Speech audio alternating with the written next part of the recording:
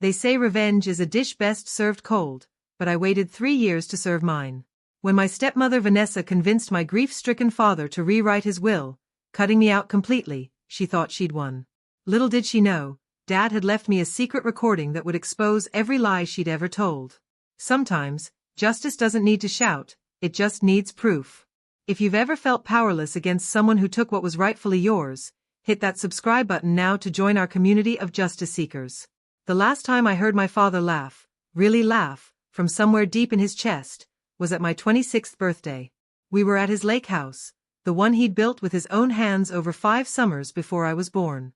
Mom had been gone for nearly 4 years by then, but that day, watching the sunset paint the water copper and gold, he seemed at peace with her memory.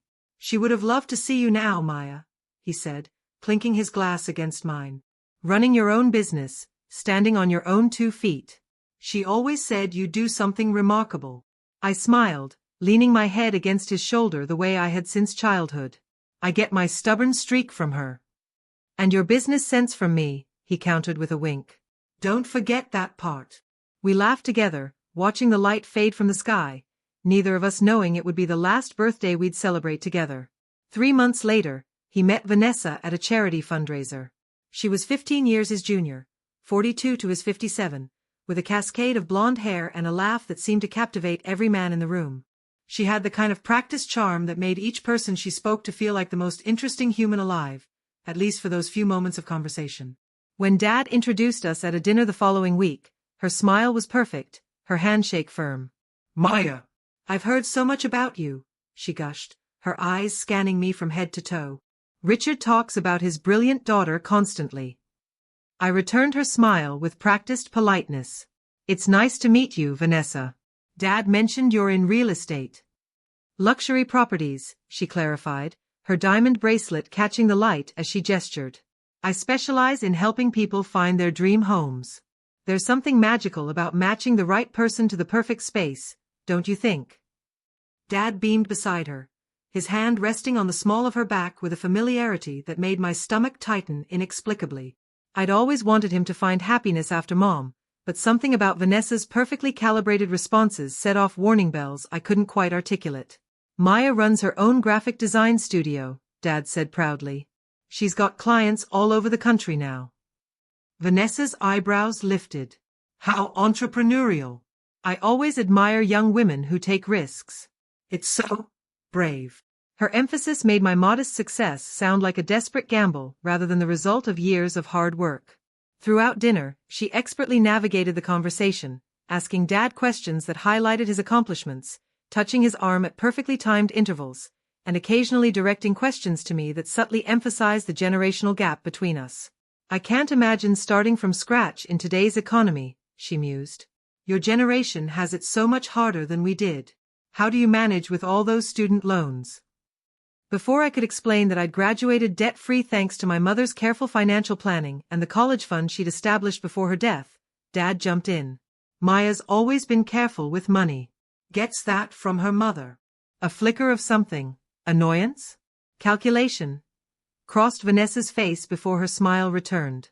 "How wonderful to have that influence," she said. "My parents weren't quite so forward-thinking." By the time dessert arrived, Dad was completely enchanted, and I was thoroughly uneasy. "She's just what I needed," he told me later as we waited for the valet. "Someone to pull me out of my routine, make me live a little." I forced a smile. "As long as you're happy, Dad." The whirlwind romance progressed with a speed that left me breathless. Within 2 months, Vanessa had moved into Dad's downtown condo. By 4 months, they were engaged. The wedding was a lavish affair at a vineyard estate, worlds away from the simple backyard ceremony my parents had shared, where Mom wore a sundress and carried wildflowers Dad had picked that morning. "Your father deserves this," Vanessa told me as we stood in the bridal suite, her designer gown costing more than my quarterly rent. "After all those years of putting everyone else first, it's his time to enjoy the finer things." The implication that my mother had somehow denied him luxury hung in the air between us.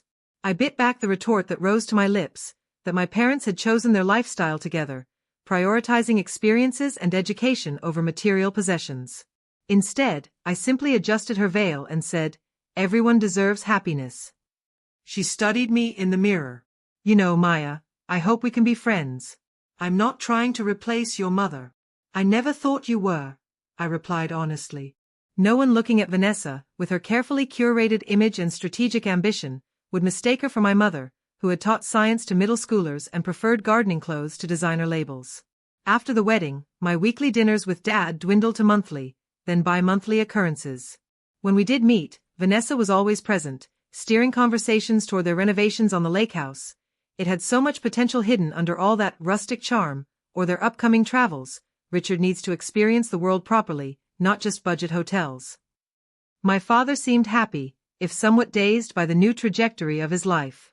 He'd traded fishing weekends for golf club memberships, his beloved vintage Mustang for a sleek European sedan that Vanessa insisted was safer, darling. The first real crack in the facade appeared 13 months into their marriage. I stopped by the condo unannounced, hoping to invite Dad to lunch. Instead, I overheard Vanessa on the phone in the home office, the door slightly ajar. It's practically done, she was saying, her voice lower and sharper than her usual melodic tones. The new will should be finalized next week. No, he doesn't suspect anything. He thinks it's just updating beneficiaries to include me. Yes, I know exactly what I'm doing. She laughed then, a sound entirely different from the tinkling laugh she used in public. Trust me, when the time comes, little Maya won't know what hit her. Playing the devoted daughter hasn't gotten her as far as she thinks. I backed away silently, my heart hammering in my chest. Confronting her would accomplish nothing. She would simply deny it, make me look paranoid, drive an even deeper wedge between Dad and me. Instead, I decided to approach my father directly, express my concerns about changes to his estate planning. But finding him alone proved impossible. Vanessa suddenly became even more attentive, scheduling couples activities, joining him on errands that previously would have been solo outings. When I finally managed a private moment and gently inquired about his financial planning, his response chilled me. Actually, Maya, Vanessa's been a godsend with all that. She's got such a head for these things, found me a much better estate attorney than the one I'd been using for years. Dad, I said carefully, Mom spent a lot of time setting up your will to protect the lake house and your investments. Are you sure about making changes? His expression hardened slightly. Your mother arranged things for a different time in our lives. Vanessa is my wife now, and I need to provide for her future too. Of course, I agreed quickly. I just want to make sure you're fully informed about any changes. He patted my hand with a hint of condescension. I appreciate your concern, but I'm still capable of managing my own affairs. 2 days later, Vanessa called me.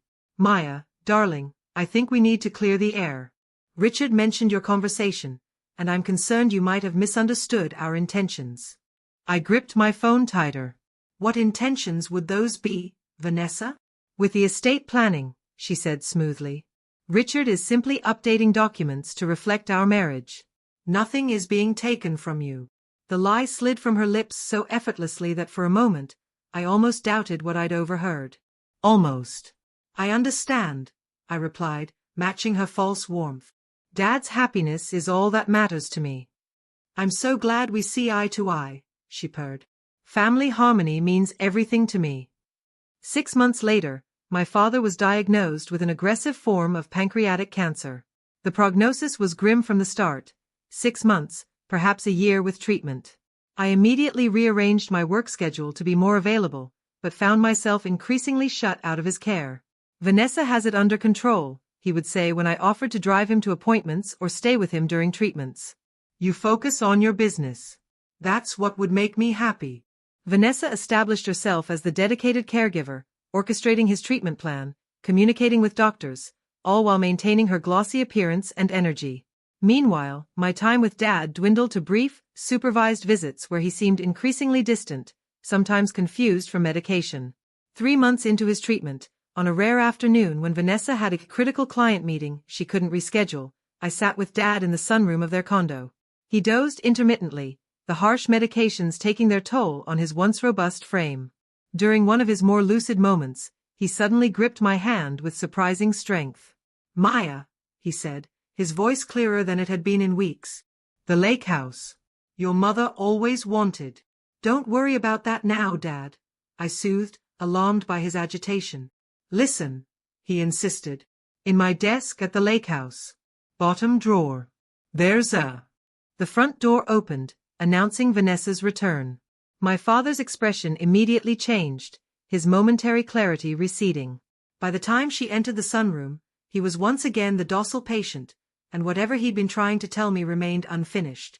2 weeks later, as his condition deteriorated rapidly, Vanessa made a surprise announcement during a brief visit I'd been permitted to have. "We've decided to spend Dad's final weeks at the lake house," she declared, using the new way she'd taken to referring to my father in my presence. "The doctors agree the peaceful setting might be beneficial." Something about the gleam in her eye made my blood run cold. "That's a good idea," I said carefully. "I can help get things ready." "Oh, that won't be necessary," she replied instantly. "I've hired a service to prepare everything. And the medical team needs space to set up properly.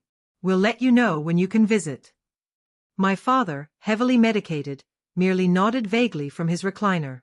Despite Vanessa's exclusive access policy, I drove to the lake house the next day, using the key I'd had since childhood. If there was something in Dad's desk he had wanted me to find, I needed to discover it before Vanessa removed or destroyed it. The house was empty when I arrived, the service apparently not yet there to prepare. I went directly to Dad's study, a small room overlooking the lake where he designed buildings during his career as an architect. The desk, a heavy oak piece my grandfather had crafted, stood as it always had against the window wall. I pulled open the bottom drawer to find it nearly empty, just a few folders of fishing maps and an old tackle box. My heart sank. Had Vanessa already removed whatever Dad had wanted me to find? On impulse, I lifted the tackle box and opened it. Inside, nestled where lures should have been, was a small digital recorder and a sealed envelope with my name written in my father's unmistakable architect's block lettering. I grabbed both, heart pounding, and quickly restored the drawer to its original state. As I turned to leave, I heard a car on the gravel driveway. Slipping out the back door and circling through the woods to where I'd parked on an access road, I managed to leave unseen. Back in my apartment, I opened the envelope with trembling hands. Inside was a letter and a USB drive. Maya. The letter began in my father's handwriting, noticeably shakier than I remembered. "If you're reading this, I fear the worst has happened.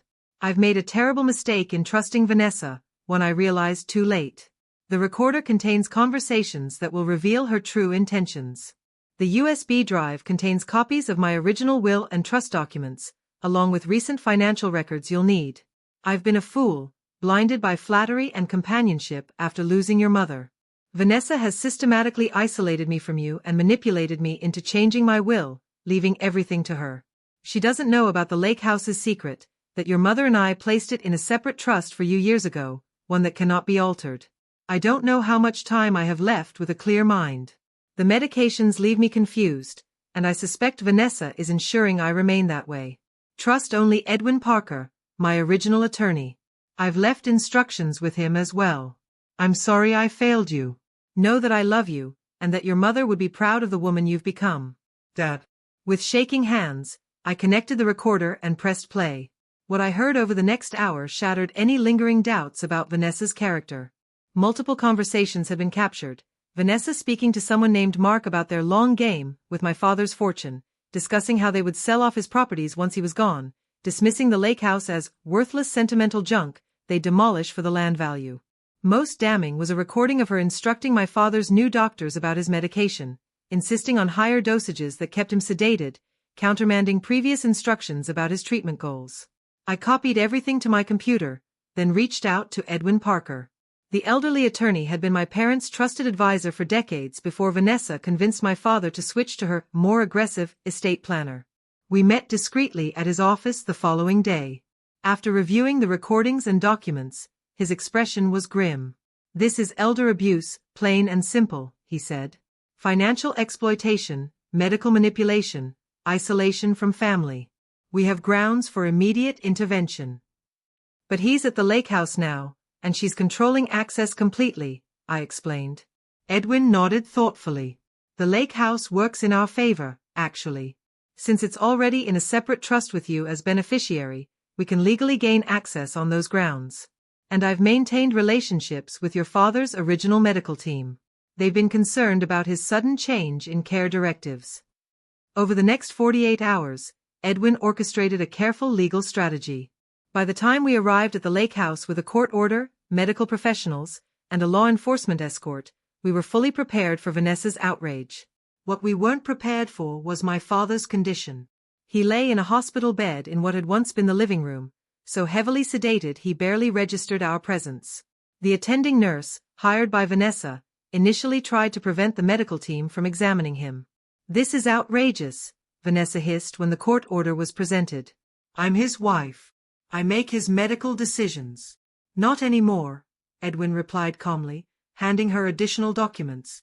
"The court has appointed Maya as his temporary medical guardian based on evidence of potential overmedication and exploitation."